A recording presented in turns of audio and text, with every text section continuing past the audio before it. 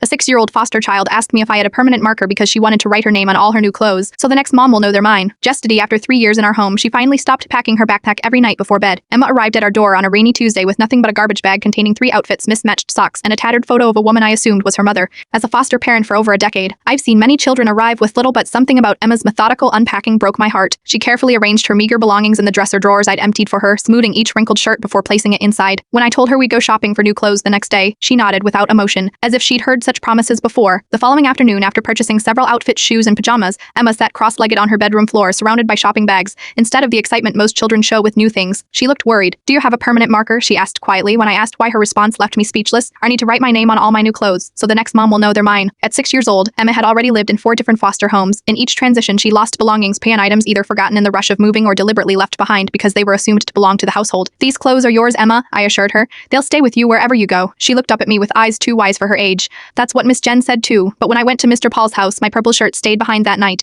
I helped her write her name on small fabric labels we attached to each item. It wasn't what I wanted, Pern. I wanted her to feel secure enough not to need labels paired, but it was what she needed in that moment." For months, Emma maintained what I came to call her ready position. Each night before bed, she would pack her backpack with essentials, Pern a change of clothes, her toothbrush, and the photo of her mother. Each morning she'd unpack, only to repeat the ritual that evening. When I asked her caseworker about this behavior, she sighed. Emma was removed from her 3rd placement in the middle of the night. No time to pack properly. She's making sure she doesn't leave anything important behind next time. As the months passed, Emma slowly began to relax. The first breakthrough came 6 months in when she asked if she could paint her bedroom walls purple pert, a request that implied a future with us. Then came her artwork on the refrigerator, books that stayed open on her nightstand for days. Shoes kicked off in the living room rather than neatly lined up by the door. But the backpack ritual continued every night, a quiet reminder that Emma wasn't fully convinced of her permanence in our home. The journey toward adoption was complicated. Emma's mother's rights were terminated after multiple failed reunification attempts. The court proceedings dragged on for nearly 3 years, during which Emma remained in limbo, part legally and emotionally. Yesterday marked 3 years since Emma arrived. After our bedtime story, I noticed something different. Her backpack sat empty on the chair, her pajamas were tossed casually on the floor, and her toothbrush remained in the bathroom cup. "You forgot to pack your backpack," I mentioned casually, my heart racing. Emma looked up from her book and shrugged. "I don't need to anymore. This is my forever home now." I nodded, unable to speak past the lump in my throat. This morning, I found Emma's garbage bag turned, the one she arrived with, Pern stuffed in the trash can. When I asked if she was sure she wanted to throw it away, she nodded confidently. "Mrs. Garcia at school says when you learn something new, your brain makes connections," she explained. I think my brain finally made the connection that I am staying. Sometimes the deepest wounds heal not with dramatic moments, but with the quiet absence of fear that's been present for so long you'd forgotten it wasn't natural.